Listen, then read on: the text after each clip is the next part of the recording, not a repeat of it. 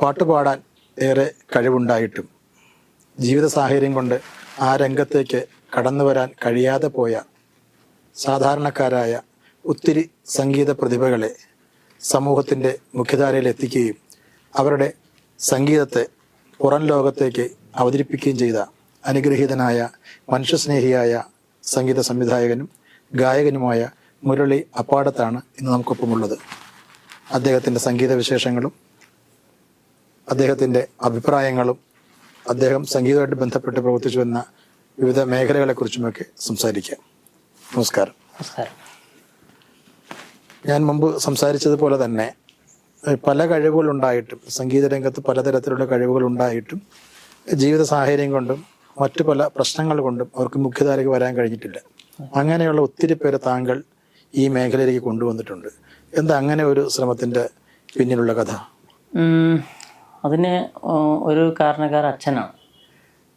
എൻ്റെ അച്ഛൻ INTUസിൻ്റെ തൊഴിലാളിയായിരുന്നു. അത് കഴിഞ്ഞിട്ട് അദ്ദേഹം ഒരു എന്താ പറയുക, ഈ ലോട്ടറി കച്ചവടമൊക്കെ ഈ കഴിഞ്ഞ വർഷം വരെ ലോട്ടറി കച്ചവടം സാധാരണ ഒരു ബാഗിലൊക്കെ ഇട്ടിട്ട് ഇപ്പോൾ വയ്യാണ്ടായപ്പോൾ നിർത്താൻ പറഞ്ഞു, നിർത്തിയപ്പോൾ അദ്ദേഹം ഈ ചുമട്ട് തൊഴിലാളിയായിട്ട് അദ്ദേഹം രാത്രി 7 മണിക്ക് ശേഷം ഞങ്ങളുടെ അകലൂർ ശിവക്ഷേത്രമുണ്ട്, അവിടെ ഒരു മാഷിനടുത്ത് പഠിക്കാൻ പോകും, സംഗീതം പഠിക്കാൻ പോകും. അച്ഛന് സംഗീതത്തിൽ നല്ല അറിവാണ്, നല്ല രാഗങ്ങളെ കുറിച്ചൊക്കെ ഒത്തിരി അറിവുകളുണ്ട്. അപ്പോൾ അദ്ദേഹം ഈ 8 മണിക്ക് ഞങ്ങളെയും കൂട്ടിയിട്ട് ഈ മാഷടുത്ത് പോയി പഠിക്കും. പഠിച്ചു കഴിഞ്ഞിട്ട് അദ്ദേഹം വീട്ടിൽ വന്നിട്ട് പിന്നെ ഞങ്ങളെ കൊണ്ട് ഒരുപാട് സാധകം ചെയ്യിപ്പിക്കാറ്. പക്ഷെ അന്നത്തെ കാലത്ത് ഈ അവസരങ്ങൾ വളരെ കുറവാണ്. അപ്പോൾ ഈ പാലക്കാടൊക്കെ ഈ കോട്ടായി പാലക്കാട് ഭാഗത്തൊക്കെ ഗാനമേളകളെ സ്റ്റേജുകളിലൊക്കെ ഒത്തിരി കലോത്സവ വേദികളിലൊക്കെ എന്നെ കൊണ്ടുപോയിട്ടുണ്ട്. പിന്നെ അത് കഴിഞ്ഞിട്ട് ഞാൻ 10ാം ക്ലാസ് കഴിഞ്ഞിട്ട് ലോഹിതദാസ് സാറ് പുള്ളിയാണ് എന്നെ ചെമ്പൈ സംഗീത കോളേജിൽ ചേർക്കുന്നത്. അവിടെ കൊണ്ടൊരു 3.5 വർഷത്തോളം ഞാൻ അവിടെ നിന്നു. അദ്ദേഹമായിട്ടുള്ള ബന്ധം എങ്ങനെയാണ്? അദ്ദേഹം ഒരു എനിക്ക് എൻ്റെ ചെറുപ്പത്തിൽ തന്നെ ഒരു 8ാം ക്ലാസ് പഠിക്കുമ്പോഴാണ് അദ്ദേഹം അവിടെ അമരാവതി എന്നൊരു വീട്ടിൽ താമസമാക്കുന്നത്. അങ്ങനെ അവിടെ എൻ്റെ അച്ഛനും ഞാനൊക്കെ അമ്മയൊക്കെ അവിടെ അന്ന് ജോലിക്ക് പോയിരുന്നു. അവിടെ അന്ന് ഈ സാറ് വരുന്നതിൻ്റെ മുന്നേ തന്നെ അവിടെ എൻ്റെ ഒരു അമ്മാവനായിരുന്നു താമസിക്കുന്നത്, വകയിലൊരു അമ്മാവനായിരുന്നു. അപ്പോൾ അമ്മാവൻ്റെ വീടാണ് സാർ എടുത്തത്. അപ്പോൾ അവിടെയൊക്കെ ജോലിക്ക് എൻ്റെ അമ്മ പണ്ട് പോയായിരുന്നു, അച്ഛനും പോയായിരുന്നു. അവിടെ അച്ഛൻ ഉള്ള ഈ INTUസിൻ്റെ ജോലി കഴിഞ്ഞിട്ട് പോയായിരുന്നു. അങ്ങനെ ഞാനും അവിടെ പോയായിരുന്നു. അങ്ങനെ 10ാം ക്ലാസ് കഴിഞ്ഞ് പിന്നെ അന്ന് മുതൽ സാറായിട്ട് കൂട്ടാണല്ലോ, ഈ സാറായിട്ട് അടുപ്പായിരുന്നു. അപ്പം അങ്ങനെ അവിടെ സത്യനന്ദകാട് സാറൊക്കെ വരും, അവിടെ കൊച്ചിനിപ്പ സാറ് വരും. ഇവരൊക്കെ മുന്നിൽ പാട്ട് പാടാനൊക്കെ അന്ന് വിളിച്ചേർന്നു തുടങ്ങി. അപ്പോൾ പുള്ളി എന്നെ അവിടെ കൊണ്ടാക്കി കഴിഞ്ഞ് 3.5 വർഷം കഴിഞ്ഞപ്പോൾ അന്നൊക്കെ എൻ്റെ സിസ്റ്റേഴ്സിൻ്റെ കല്യാണമൊക്കെ കഴിഞ്ഞ സമയമായിരുന്നു. അപ്പോൾ സാമ്പത്തികത്തിൻ്റെ എന്താ പറയുക ഭയങ്കര ടൈറ്റായിരുന്നു അന്ന്. അച്ഛൻ ഞങ്ങളെ പഠിപ്പിക്കാൻ വേണ്ടിയിട്ട് അച്ഛൻ ഉച്ചയ്ക്കൊക്കെ ജോലി നിർത്തിയിട്ട് വരും. ഞങ്ങൾ 4 മക്കളാണ് ഞങ്ങൾ. 4 മക്കളിൽ പെങ്ങൾ പാടും, ഏട്ടൻ പാടും, അച്ഛൻ പാടും, ഞാൻ പാടും. അത്യാവശ്യം അമ്മ പാടില്ല, അമ്മയും മൂത്ത പെങ്ങളും പാടില്ല, എല്ലാവരും പാടും. അപ്പം ഞങ്ങളെ പഠിപ്പിക്കാൻ വേണ്ടിയിട്ട് അച്ഛൻ ഉച്ചയ്ക്കൊക്കെ കിട്ടുന്ന അന്നത്തെ കാലത്തൊക്കെ ഒരു 10-250 കിട്ടിക്കഴിഞ്ഞാൽ അച്ഛൻ വീട്ടിലെത്തും. വലിയൊരു സമ്പാദ്യം അധികം സമ്പാദിച്ചില്ല. അപ്പോൾ അതുകൊണ്ട് ഈ കല്യാണമൊക്കെ വന്നപ്പോൾ ഭയങ്കര ടൈറ്റായി. 2 പെങ്ങന്മാരുടെ കല്യാണം. അപ്പോൾ ഈ രാത്രി വൈകുന്നേര സമയങ്ങളിലൊക്കെ ഞാൻ സാധകം ചെയ്യുമ്പോൾ ഒരു ഭാഗത്ത് അമ്മയുടെ കരച്ചിലായിരിക്കും. ഈ നാളെ അവർക്ക് ഇത്ര കൊടുക്കണം, ആ പലിശ കൊടുക്കണം, ഈ പലിശ കൊടുക്കണം എന്നൊക്കെ പറഞ്ഞ്. അപ്പോൾ എനിക്ക് സത്യത്തിൽ സംഗീതത്തിനോട് ഭയങ്കര വെറുപ്പായിപ്പോയി. വല്ല ജോലിക്കും പോകണം, അമ്മയെ സഹായിക്കണം എന്നുള്ള ചിന്തയായിരുന്നു. അങ്ങനെ ഞാൻ അച്ഛനെ ധിക്കരിച്ചിട്ട് ആന്ധ്രയ്ക്ക് സ്ഥലം വിട്ടു. ഒളിച്ചോടില്ലേ സ്ഥലം വിട്ടിട്ട് ഒരു 3 മാസം കഴിഞ്ഞപ്പോൾ അവിടെ പോയിട്ട് ഒരു വർക്ക്ഷോപ്പിലാണ് ആദ്യം കയറിയത്. ഒരു 3 മാസം കഴിഞ്ഞിട്ട് ഒരു ലാൻഡ് ഫോണിലേക്ക് വിളിച്ച് പറഞ്ഞ് ഞാൻ ഇവിടെ ഉണ്ട് എന്നുള്ളത്. എന്നിട്ട് അച്ഛൻ എന്നെ വീണ്ടും കൂട്ടിക്കൊടുത്തു. വീണ്ടും ഒരു 3 മാസം 4 മാസം കോളേജിലേക്ക് വീണ്ടും പോയി ഞാൻ. പിന്നെ ഞാൻ പോയില്ല. പിന്നെ ഏട്ടൻ്റെ കൂടെ നേരെ ബാംഗ്ലൂർ പോയി വെൽഡിങ്ങിൽ ചേർന്നു. വെൽഡിങ്ങിൻ്റെ വർക്ക്ഷോപ്പിൽ ചേർന്നു. പിന്നെ നാട്ടിൽ വന്നു. പിന്നെ ഗൾഫിലേക്ക് ഒരു 1-2 കൊല്ലം പോകാനുള്ള അവസരം കിട്ടി, സൗദിയിലോട്ട്. അങ്ങനെ സൗദിയിൽ പോയിട്ട് അവിടെ നിന്നാണ് ഈ സംഗീതത്തെ വീണ്ടും 15 കൊല്ലത്തിന് ശേഷം വീണ്ടും പാടാനൊക്കെ തുടങ്ങുന്നത് അവിടെ നിന്നാണ്. അത് കഴിഞ്ഞ് നാട്ടിലോട്ട് ഈ കാലിൻ്റെ എൻ്റെ ജോയിൻറ്റ് പെയിൻ ഉണ്ടായിരുന്നു. അപ്പോൾ കാലിൻ്റെ പ്രശ്നമൊക്കെ വന്നപ്പോൾ തിരിച്ച് നാട്ടിലോട്ടിന് വന്നു. അങ്ങനെയാണ് ഒരു 10 പാട്ട് തുടങ്ങുന്നത്. അപ്പോൾ നമുക്ക് ഈ അവസരം കിട്ടാത്തതിൻ്റെ ഒരു വിഷമങ്ങൾ ഉണ്ടായിരുന്നു. അപ്പം അച്ഛൻ പറഞ്ഞു, നിൻ്റെ അനുഭവം എന്താണ്, നിനക്ക് അവസരങ്ങൾ കിട്ടിയിട്ടില്ല. അപ്പോൾ ഇതേപോലെ അവസരം കിട്ടാതെ ഒത്തിരി പേരുണ്ടാവും, അവരിലേക്ക് ഈ ഗാനങ്ങളെത്തി. അപ്പോൾ ഈ പണ്ട് നമ്മൾ ഈ ഗാനമേളയ്ക്ക് പോകുമ്പോൾ 10-25,000 വാട്സിലൊക്കെ ഭയങ്കരമായ ശബ്ദത്തിലേക്ക് ഇങ്ങനെ നമ്മുടെ നാട്ടിൽ ഗാനങ്ങളുണ്ടാവും. അപ്പോൾ ഈ ഗാനമേളയ്ക്കൊക്കെ പോയിട്ട് ഈ ഫ്രണ്ടിൽ നമ്മളിങ്ങനെ പോയി നിൽക്കും, ഇങ്ങനെ ഒരു പാട്ടിന് വേണ്ടിയിട്ട്. സ്വന്തം നാട്ടിൽ നിന്ന് പോലും നമുക്ക് അവസരം കിട്ടിയിട്ടില്ല. തിരിച്ച് 2.5 മണിക്കൂറൊക്കെ കാത്ത് നമുക്ക് അടുത്ത വർഷം പാടാൻ പോകാൻ മുരളി അടുത്ത വർഷം വരും എന്നൊക്കെ പറഞ്ഞിട്ട് സമാധാനം വെച്ച് വിടും. തിരിച്ച് നമ്മൾ റോട്ടുകൾ വരുമ്പോൾ ഈ റോഡ് സൈഡിൽ ചെറിയ ബോക്സൊക്കെ വെച്ചിട്ട് കാഴ്ചയില്ലാത്ത ആൾക്കാർ പാടുന്ന കാണുന്നുണ്ട്. അതിനെക്കാട്ടും എത്രയോ മികച്ചതായിട്ടാണ് ഇവർ പാടുന്നത്. ചെറിയൊരു ബോക്സും വെച്ച് ചന്ദനച്ച പോലെ ഇങ്ങനെ പാടിക്കൊണ്ടിരിക്കും. അപ്പം ഇത് കണ്ടിട്ട് എനിക്ക് തോന്നി, ഇവർക്ക് ആർക്കും അവസരം കൊടുക്കുന്നില്ല, വലിയ വേദികളിൽ അവർ വരുന്നില്ല.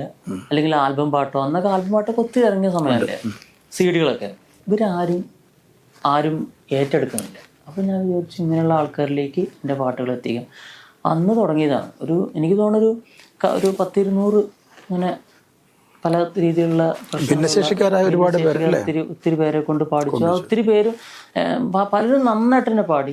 നല്ല അത് ഒരു സിമ്പതി പുറത്തൊന്നുമല്ല, ആൾക്കാരങ്ങനെ ഷെയർ ചെയ്യുക, അങ്ങനെയല്ല, ഒരു നന്നായിട്ട് പാടിയതുകൊണ്ട് തന്നെയാണ് അത് സ്റ്റുഡിയോ തന്നെ പാടിച്ചു അല്ലേ? സ്റ്റുഡിയോ തന്നെ. അവരെവിടെയാണോ, അവർ പിന്നെ കാസർഗോഡാണെങ്കിലും തിരുവനന്തപുരം ആണെങ്കിലും ഞാൻ അങ്ങോട്ട് പോയിട്ട് അവിടെ പോയിട്ട് പാടിക്കലാണ് പതിവ്.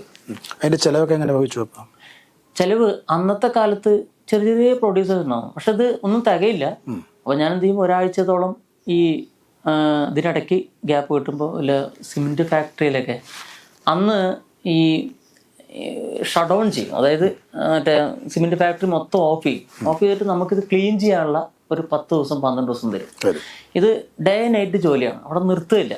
അപ്പോൾ നമ്മൾ ഡേ നൈറ്റ് 10-12 ദിവസം ജോലി ചെയ്യുമ്പോൾ അന്നത്തെ ഒരു കാലത്ത് ഒരു 18,000-20,000 ശമ്പളമായിട്ട് നമുക്ക് കിട്ടും. അപ്പോൾ ഈ കാശ് കൊണ്ട് ഒരു 8,000-10,000 വീട്ടിലേക്ക് മാറ്റി വെച്ച് ബാക്കി 10,000 കൊണ്ടൊരു പാട്ട് ചെയ്യും. എന്നിട്ട് ഈ ഒരാഴ്ച പിന്നെ 2-3 ആഴ്ച ഗ്യാപ്പ് ഉണ്ടാവും. ഈ ഗ്യാപ്പിൽ ഞങ്ങൾ ആൾക്കാരെ കൂട്ടൊക്കെ പാടിച്ച് ഓരോരോ പാട്ടുകൾ ചെയ്ത് അങ്ങനെ എൻ്റെ ഒരു കണക്ക് ഞാൻ 150ഓളം ഞാൻ സ്വന്തമായിട്ട് പ്രൊഡ്യൂസ് ചെയ്തിട്ടുണ്ട്. ഞാൻ ഒരു പാട്ടിന് ഏകദേശം അന്നത്തെ കണക്ക് ഒരു 15,000-20,000 രൂപ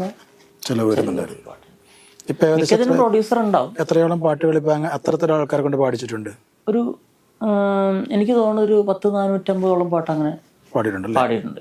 പിന്നെ കുറെ നല്ല പാവപ്പെട്ട കുറെ നല്ല പാട്ടുകാരെ കൊണ്ട് ഒരു 10-13 അങ്ങനെ ഒരു 1,300ഓളം സോങ് ഇപ്പോൾ. ഇതിനിടയ്ക്ക് ഈ ഫുഡ് ഡെലിവറി ബോയ് ആയിട്ട് വർക്ക് ചെയ്തു. അത് വലിയൊരു ഒരു കഥയായിരുന്നു.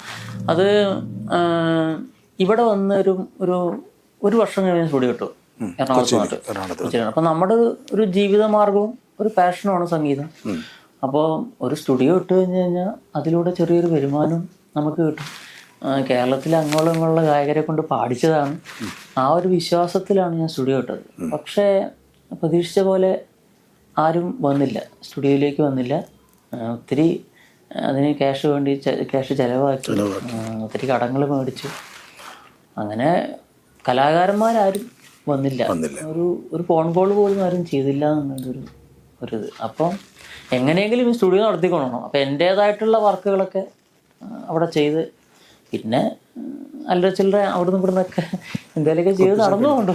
കൊച്ചി സിനിമയുടെ പ്രധാനപ്പെട്ട കേന്ദ്രമാണ് ഈ പറഞ്ഞ ഈ സംഗീതജ്ഞരുടെ കേന്ദ്രമാണ്. എന്നിട്ട് ഒരു സ്റ്റുഡിയോ തുടങ്ങിയിട്ട് പോലും എന്തുകൊണ്ടായിരിക്കും അങ്ങനെ ഒരു അവഗണന നേരിടേണ്ടി വന്നത്? ഇത് ഞാൻ പലയിടത്തും ചോദിച്ചിട്ടുണ്ട്. അപ്പോൾ പലരും പറഞ്ഞത്, ഞാൻ ഈ തുടക്കം മുതലേ ഈ പാവപ്പെട്ട കലാകാരിലേക്ക് പോകുന്നുണ്ട്. നമ്മളെ ആ ഒരു രൂപത്തിലാണ് ആൾക്കാർ കണ്ടത്. അത് പാവപ്പെട്ട ആൾക്കാരെ കൊണ്ട് പാടിക്കുന്ന സംഗീത സംവിധായകൻ എന്നുള്ളൊരു ലേബലിലോട്ട് നമ്മൾ മാറിപ്പോയി എന്നൊരു തോന്നല് എനിക്ക് തോന്നുന്നു. അല്ലെങ്കിൽ നല്ല പടങ്ങളെല്ലാം വരുന്നുണ്ട്, സിനിമകൾ വരുന്നുണ്ട്, പക്ഷെ നമുക്ക് ചെയ്തു. ഇപ്പോൾ അതിനിടയ്ക്ക് ഞാൻ ചാണ എന്നുള്ളൊരു മൂവി ചെയ്തിരുന്നു, തെലുങ്കിൽ ചെയ്തിട്ടുണ്ട്. പക്ഷെ ഈ പറഞ്ഞ മാതിരിയെല്ലാം നമുക്ക് വരുന്ന ബഡ്ജറ്റൊക്കെ വളരെ ലോ ആയിരിക്കും. ഇപ്പം അതിന് വേണ്ടിയുള്ള ഒരു സാമ്പത്തികമേ നമുക്ക് കിട്ടുന്നുള്ളൂ. നല്ലൊരു മൂവി വന്നു കഴിഞ്ഞാൽ നമുക്ക് പറയാൻ പറ്റും. നമ്മുടെ എപ്പോഴും സംഗീതാത്മാവിഷ്കാരമാണ് ഒക്കെ ശരിയാണ്, അല്ലെങ്കിൽ പാവപ്പെട്ടവരെ കൈപിടിച്ച് ഉയർത്തണം, അതെല്ലാം ശരിയാണ്. അതിനപ്പുറം നമ്മൾ കൊച്ചിയിൽ ജീവിക്കുമ്പോൾ ഈ പറഞ്ഞ പോലെ ഈ ഭൗതികമായ എല്ലാ സുഖ സൗകര്യങ്ങളും നേട്ടങ്ങളും നമുക്ക് വേണ്ടേ? തീർച്ചയായിട്ടും വേണം. ഞാൻ അതിന് ഒത്തിരി പരിശ്രമിക്കുന്നുണ്ട്. ഒത്തിരി സുഹൃത്തുക്കളെ സമീപിക്കുന്നുണ്ട്, അവരായിട്ട് സംസാരിക്കുന്നുണ്ട്. പക്ഷേ ഒരു പ്രൊജക്റ്റായിട്ട് ഇപ്പോൾ ഞാനിപ്പോൾ അത് ഈ ഡെലിവറിക്ക് പോകുമ്പോൾ രാത്രിയായിരുന്നു ഡെലിവറിക്ക് പോയിരുന്നത്, ഈ സുമാറ്റോൻ്റെ പോയിരുന്നത്. അപ്പോൾ ഒരു കൃഷ്ണൻ എന്ന് പറഞ്ഞിട്ട് ഒരാളാണ് ആദ്യമായിട്ട് എന്നെ കാണുന്നത്. എന്നെ കണ്ടുപിടിച്ചു പുള്ളി കൊണ്ട് ബാക്കിൽ പിടിച്ചിട്ട് നിങ്ങൾ മുരളിയപ്പാടത്തല്ലേ ചോദിച്ചു. അപ്പോൾ ഞാൻ എന്ത് പറഞ്ഞു അയച്ചു മാറ്റി, അതെ മുരളിയപ്പാടത്താണ് വന്നത്. ഒത്തിരി പേരിങ്ങനെ പോകുമ്പോൾ പെട്ടെന്ന് അത്ഭുതത്തോടെ നോക്കിയിട്ട് അവർക്ക് എന്തോ സംശയം പോലെയൊക്കെ ചില ഫ്ലാറ്റിലൊക്കെ പോയി കഴിഞ്ഞ് കഴിഞ്ഞാൽ തിരിച്ച് എന്നെ വിളിക്കും, നിങ്ങളുടെ പേര് മുരളി എന്നാണോ എന്നൊക്കെ ചോദിച്ചിട്ട് സന്തോഷം തോന്നിയായിരുന്നു. അപ്പോൾ ഇദ്ദേഹം പറഞ്ഞു നമുക്കിത് ന്യൂസാക്കണം, ഒരു സംഗീത സംവിധായകൻ ഇത്രയും കഷ്ടപ്പെട്ട് ഇങ്ങനെ കൊച്ചിയിൽ ജീവിക്കുന്നു. ഞാൻ പറഞ്ഞു ഒരു കാര്യമില്ല, എനിക്ക് ഒരു രീതിക്കുള്ള ഒരിതും കിട്ടത്തില്ല. പറഞ്ഞു അല്ല നമുക്ക് ചെയ്യാന്നൊക്കെ പറഞ്ഞ് ഒരു ചാനലിനെ വിളിച്ചു വരുത്തി. ഒരു 3, 4, 5, 6 ചാനൽ വന്നു. അതിലെ 1, 2 ചാനലുകൾ അത് എടുത്തില്ല. അതെന്തോ കാരണം കൊണ്ട് അവരത് ഒഴിവാക്കി. അപ്പം വന്നിട്ട് കഴിഞ്ഞിട്ട് ഈ ന്യൂസ് കണ്ടിട്ട് കൂടി ഒരു കലാകാരന്മാർ എന്നെ വിളിക്കുകയോ അല്ലെങ്കിൽ എന്തെങ്കിലും രീതിയിൽ ആരും സാമ്പത്തികമായിട്ട് എനിക്ക് സഹായം ചെയ്യേണ്ടതാണ്, ഒരു പ്രൊജക്റ്റായിട്ട് നമ്മുടെ സ്റ്റുഡിയോയിലേക്ക് വന്നില്ല. അപ്പോൾ പലരും എന്നോട് പറഞ്ഞു ഇങ്ങനെയുള്ള കാര്യങ്ങളൊക്കെ ഇനി ചെയ്യുമ്പോൾ സൂക്ഷിക്കുക, ഇത് കേരളമാണ്, നമ്മൾ ഒത്തിരി പ്രവർത്തനം ചെയ്യുമ്പോൾ നമ്മുടെ കുടുംബം നമ്മുടെ ഭാവി എല്ലാം നോക്കിക്കൊണ്ട് വേണം പ്രവർത്തിക്കുക എന്ന് പറഞ്ഞു. അന്ന് മുതൽ ഞാനും കുറച്ചൊക്കെ ഒന്ന് ശ്രദ്ധിക്കാൻ തുടങ്ങി. കാരണം ഇനി ഇങ്ങനെ പോയി കഴിഞ്ഞാൽ ശരിയാവില്ല എന്ന് തോന്നി. കാരണം പിന്നെ അങ്ങനെ കുറച്ചിപ്പോൾ കുറവാണ്. ഈ മറ്റ് സംഗീതജ്ഞരുടെയൊക്കെ ഇടയിൽ നിന്നോ അല്ലെങ്കിൽ മറ്റ് നമ്മുടെ സമാന മേഖലയിൽ പ്രവർത്തിക്കുന്നവരുടെ ഭാഗത്തു നിന്നെങ്കിലും ഒരു പാരവപ്പോ അങ്ങനെ ഉണ്ടായിട്ടുണ്ടോ? പാരവ അതല്ലേ ഉള്ളൂ. ഇപ്പം ഇപ്പം ഞാനൊക്കെ പിടിച്ചുയർത്തിക്കൊടുന്ന എഴുത്തുകാരൊക്കെ ഉണ്ട്. ഇവർ പലയിടത്തും പോയിട്ട് ഇപ്പോൾ കുറേ പാട്ടുകളൊക്കെ ചെയ്തപ്പോൾ ഒരു ഇതിലേക്ക് എത്തിയപ്പോൾ നമ്മുടെ ഓപ്പോസിറ്റ് നിൽക്കുന്ന പലയിടത്തും പോയിട്ട് നമ്മുടെ വർക്ക് ചെയ്യുന്ന ആൾക്കാർ നിങ്ങൾ അയാളുടെ വർക്ക് ചെയ്യരുത്, നിങ്ങൾക്ക് സാമ്പത്തികമാണ് ഞാൻ സഹായിക്കാം, വേറെ മ്യൂസിക് ഡയറക്ടർമാരൊക്കെ പാട്ടൊക്കെ ചെയ്യും, ഇത് ഞങ്ങൾ പറഞ്ഞു എന്ന് അറിയരുത്, പക്ഷെ നിങ്ങളെ സഹായിക്കാം എന്ന രൂപത്തിലും. പിന്നെ നമ്മുടെ ഏതെങ്കിലുമൊക്കെ പാട്ടുകളൊക്കെ ചെയ്തു വന്ന ആൾക്കാർക്ക് പോയിട്ട് പറയും മുരളിക്ക് പാട്ട് കൊടുക്കരുത് എന്നൊക്കെ പലരും പേര് പോലും നമുക്ക് പറഞ്ഞിട്ടുണ്ട്. അങ്ങനെയുള്ള അനുഭവങ്ങൾ ഉണ്ടായിട്ടുണ്ട്. അതൊരു ദുരനുഭവമാണല്ലോ. നിങ്ങൾ ഇത്രയേറെ ഒരു സഹജീവികളുടെ സ്നേഹവും മനുഷ്യത്വമൊക്കെ കാണിക്കുന്നല്ലേ. ഞാൻ പറയുന്നത് നമ്മളിത് ഈ സ്വന്തം പ്രയത്നം കൊണ്ട് ഒരു കാര്യത്തിലേക്ക് ഇങ്ങനെ ഏർപ്പെട്ടിരിക്കുമ്പോഴാണ് സത്യം പറഞ്ഞാൽ നമുക്ക് ശത്രുക്കൾ ഉണ്ടാവുക. നമ്മളെന്നും ഈ ഒരു നരകിച്ചുള്ള ജീവിതമാണെങ്കിൽ നമുക്ക് ഒരിക്കലും ശത്രുക്കൾ ഉണ്ടാവില്ല. നമ്മളൊന്നും ഉയർന്നു എന്ന് കാണുമ്പോൾ തീർച്ചയായിട്ടും നമുക്ക് ഈ കേരളത്തെ സംബന്ധിച്ചിടത്തോളം അങ്ങനെയാണ്. നമുക്ക് ഒരിക്കലും വ്യത്യാസപ്പെടുത്താൻ പറ്റില്ല. നമുക്ക് കഴിയുന്നിടത്തോളം ഇങ്ങനെ ഓടിപ്പോവുക, പറ്റുന്നിടത്തോളം കലാകാരന്മാരെ പ്രോത്സാഹിപ്പിക്കുക, നല്ല നല്ല ഫിലിം നല്ല നല്ല ഗാനങ്ങൾ കൊടുക്കാൻ ശ്രമിക്കുക. ഒത്തിരി നല്ല പാട്ടുകൾ ആൽബങ്ങളൊക്കെ ഒരുപാട് ചെയ്തില്ല. ആൽബങ്ങൾ എനിക്ക് മൊത്തത്തിൽ ഒരു 1300 വന്നു. യേശുദാസ് അടക്കം ജയചന്ദ്രൻ അടക്കം അത് ദാസേട്ടൻ, ജയേട്ടൻ, പിന്നെ വേണുഗോപാൽ അങ്ങനെ സിത്താര പാടിയിട്ടുണ്ട്. ഒത്തിരി സിംഗേഴ്സ്. ഈ അനുഭവങ്ങളൊക്കെ അവരാരെങ്കിലും വിളിച്ചു ചോദിക്കാൻ ചെയ്തിട്ടുണ്ടോ? ഒന്നുമില്ല.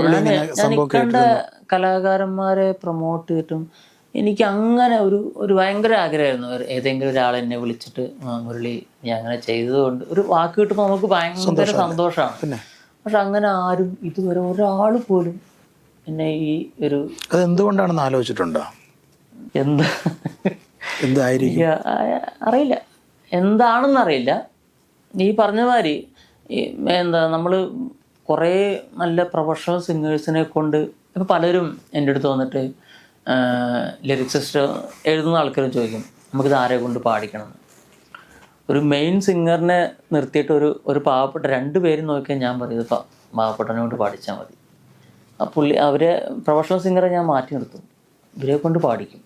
ഇവരെ കൊണ്ട് പാടിച്ച് എന്താ പറയുക, ഒരുപാട് മെനക്കെടാ സാധാരണ ഒരാളെ കൊണ്ടുവന്ന് സ്റ്റുഡിയോയിൽ കൊണ്ടുവന്ന് പാടിക്കാൻ. അവരാ ഫീല് പറഞ്ഞ് മനസ്സിലാക്കാനും അങ്ങനെ ഭയങ്കര കഷ്ടപ്പെട്ടിട്ടാ. സാധാരണ എല്ലാവരും പ്രൊഫഷണൽ സിംഗറിനെ പെട്ടെന്ന് ആശ്രയിക്കും, കാരണം അവർക്കൊന്നും അറിയേണ്ട ആവശ്യമില്ല. നേരെ പാട്ട് കൊണ്ടു കൊടുത്താൽ നമ്മളൊരു 80% കൊടുത്തു കഴിഞ്ഞാൽ 100% തിരിച്ചു കിട്ടാൻ മതി. പക്ഷെ പാവപ്പെട്ടവർക്ക് കിട്ടാൻ ഭയങ്കര ബുദ്ധിമുട്ടാണ്. പറയാം നമുക്കെന്താ അറിയോ, പാവപ്പെട്ട കലാകാരന്മാരെ പ്രോത്സാഹിപ്പിക്കുന്നു. പക്ഷെ നമ്മുടെ ഇതിൻ്റെയൊക്കെ ഏറ്റവും വലിയൊരു ദുഃഖം എന്ന് പറഞ്ഞു കഴിഞ്ഞാൽ നമ്മുടെ പല പാട്ടുകളും വളരെ നല്ല നല്ല പാട്ടുകളും റീച്ചില്ലാതെ പോകും. കാരണം ജനങ്ങളിലേക്ക് സത്യസന്ധമായിട്ട് ആ പാട്ടെത്തില്ല. അങ്ങനെയുള്ള പ്രശ്നമുണ്ട്.